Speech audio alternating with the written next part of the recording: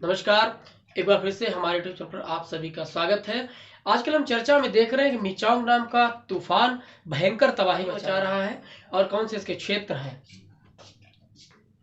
आइए समझते हैं इसकी स्थिति कहाँ है मिचांग तूफान की।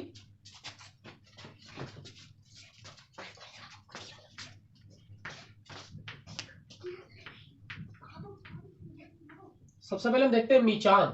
ठीक है, कहीं कहीं मिचांग है और कहीं कहीं मिचांग भी है।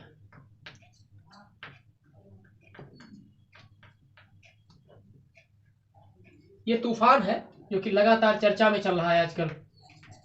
हालांकि कल से स्थिति मालूम हुई है वहां की, ये थोड़ा नॉर्मल हो गया है। तो सबसे पहले हम बात करेंगे कि भारत के किन राज्यों में, किन क्षेत्रों में मिचांग तूफान ने भयंकर तबाही मचाई है। तो ये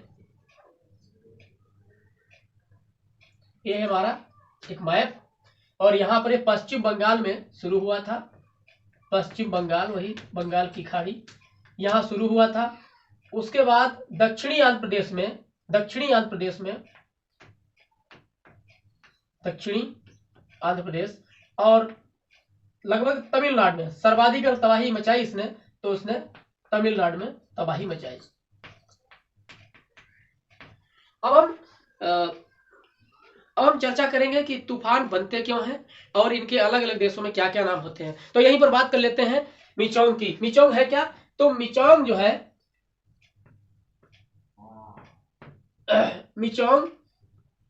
मिजोंग भाषा है, और ये भाषा है कहाँ की? म्यांमार की। ये भाषा म्यांमार की है। म्यांमार ने, इसका मतलब क्या हुआ? इसका मतलब हुआ इस बार म्यांमार ने इसका नाम दिया मिचोंग। और ये मिचोंग का मतलब क्या होता है? मिचोंग शब्द से बना है मिचोंग, और इसका मतलब ये होता है ताकतवर या लचीला। आने वाले आरओ में सब ऐसे प्रश्न बन सकते हैं कि मिचांग तूफान कहाँ आया। तो आप बताएंगे पश्चिम बंगाल, दक्षिणी तमिलनाडु, और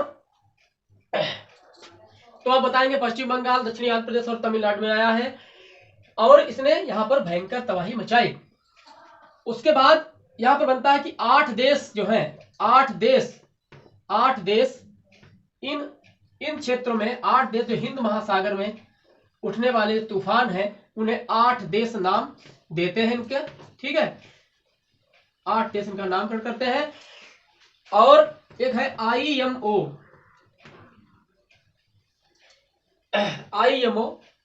भारतीय मौसम विज्ञान के अनुसार।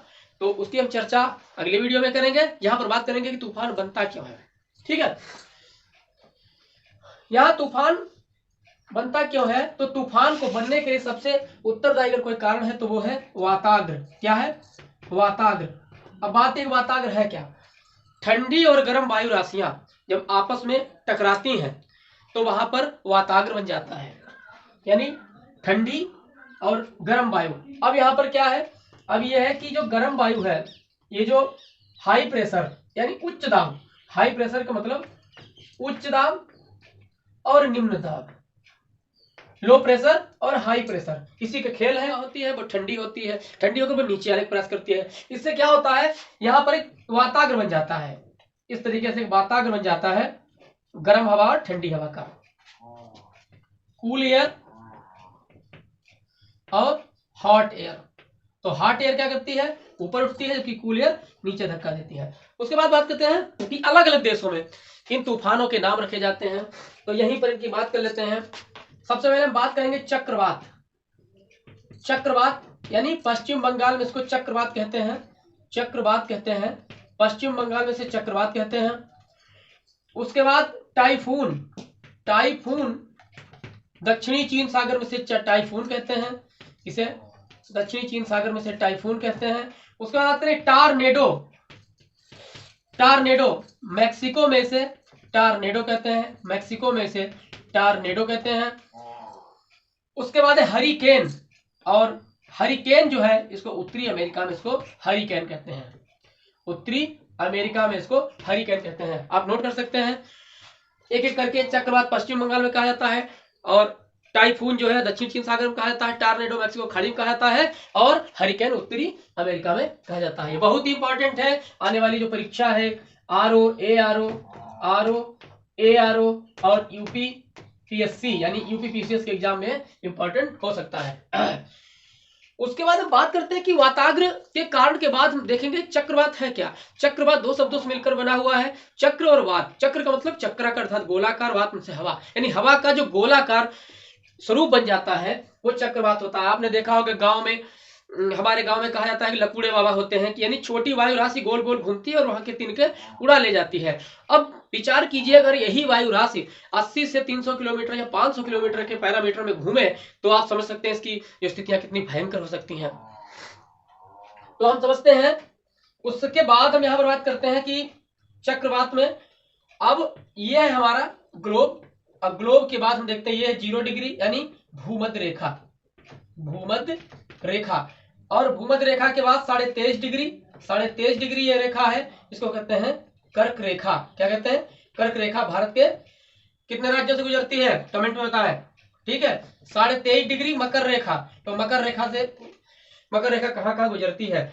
तो इतना जो क्षेत्र है, यहाँ पर सूर्य की किरणें वर्ष भर सीधी पड़ती हैं, और मोस्टली विषुवत रेखा पर वर्ष में 2 बार एकदम किरणें पड़ती हैं सीधी, और इसीलिए यहाँ पर भयंकर गर्मी होती है। और जहां भयंकर गर्मी होगी तो जाहिर सी बात है वहां पर इवेपोरेशन होगा, वाष्पोत्सर्जन होगा, और वर्षा भी खूब होगी। इसीलिए भूमध्य रेखा पर सदाबहारी वन पाए जाते हैं। ये है आपका उत्तरी ध्रुव और ये है आपका दक्षिणी ध्रुव। इतना आप लोग बात को हम इरेज करते हैं और फिर चर्चा करते हैं। होते हैं उष्णकटिबंधीय क्षेत्र के और शीतोष्णकटिबंधीय क्षेत्र पर। यहां पर हम बात करेंगे चक्रवात की उष्णकटिबंधीय क्षेत्र पे। अब हम देखते हैं कि क्या होता है। ये है चित्र, आप देख सकते हैं, ये चित्र है, और इस चित्र में हम देख सकते हैं कि यहाँ पर है लो प्रेशर, यहाँ पर लो प्रेशर और यहाँ पर हाई प्रेशर। तो उत्तरी गोलार्ध में, उत्तरी गोलार्ध, अब बात यहाँ पर उत्तरी गोलार्ध क्या है, तो बेटा घबराना नहीं। उत्तरी गोलार्ध का मतलब यह है नॉर्दर्न हेमिस्फीयर और सदर्न हेमिस्फीयर। तो ये है आपका उत्तरी गोलार्ध और ये है आपका दक्षिणी गोलार्ध। अच्छा, चक्रवात वहां पर ज्यादा भयंकर रूप धारण कर लेते हैं जहां पर महाद्वीप ना होकर महासागर होता है, और ये हिंद महासागर में क्यों उठते हैं। चक्रवात बनते क्यों हैं, इसके कई कारण हैं, यहाँ पर हम कुछ कारणों की बात करेंगे। तो अब प्रश्न यहां से बनता है, आरओ में प्रश्न यहां से बनता है, आरओ में प्रश्न यहां से बनता है, या यूपीपीसीएस के एग्जाम में प्रश्न यहां से बनता है कि चक्रवात में निम्न वायुदाब बाहर होता है या अंदर होता है। तो निम्न वायुदाब हमेशा अंदर होता है, इसको कहते हैं लो प्रेशर। और हाई प्रेशर, हवा हमेशा हाई प्रेशर से लो प्रेशर की तरफ जाती है। तो और वायु की जो घूमने की दिशा है वो है जो वायु की घूमने की दिशा है वो है एंटी क्लॉकवाइज, इधर से घूमेगी।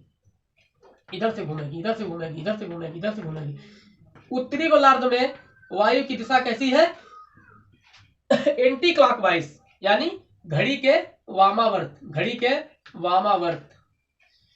और दक्षिणी गोलार्ध में कैसी है, दक्षिणी गोलार्ध में है घड़ी के दायावर्त, अर्थात जिस तरफ से हमारी घड़ी चलती है। घड़ी किधर चलती है, तो घड़ी ऐसे चलती है, घड़ी ऐसे चलती है।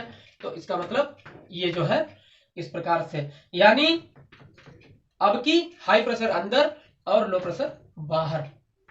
तो क्या होगा कि इस तरीके से वायु घूमेगी, और इनका जो आकार है, इनका आकार 80 किलोमीटर से लेकर 300 किलोमीटर से भी ज्यादा हो सकता है। आप समझ लीजिए, अगर हवा थोड़े क्षेत्र में है तो कोई बात नहीं, जब हवा एक बहुत बड़े क्षेत्र में होती है तो विनाश ज्यादा होता है। ठीक है, तो इस चित्र को समझ लीजिए, ये है उत्तरी गोलार्ध और ये है दक्षिणी गोलार्ध। तो ये रही बात मिचांग की, और मिचांग धीरे धीरे कम हो रहा है, और चित्र के माध्यम से आप समझ सकते हैं मिचांग किस प्रकार की तबाही मचाई है। ये तूफानों के बाद तूफानों के बाद क्या होता है, जाते हैं, बड़ी बड़ी इमारतें ढह जाती हैं, अपार क्षति होती है, धन जन की बहुत बड़ी हानि होती है। तो इसी के साथ ही इस वीडियो को हम समाप्त करते हैं यहाँ पर और मिलते हैं किसी शानदार वीडियो में। नमस्कार, जय हिंद।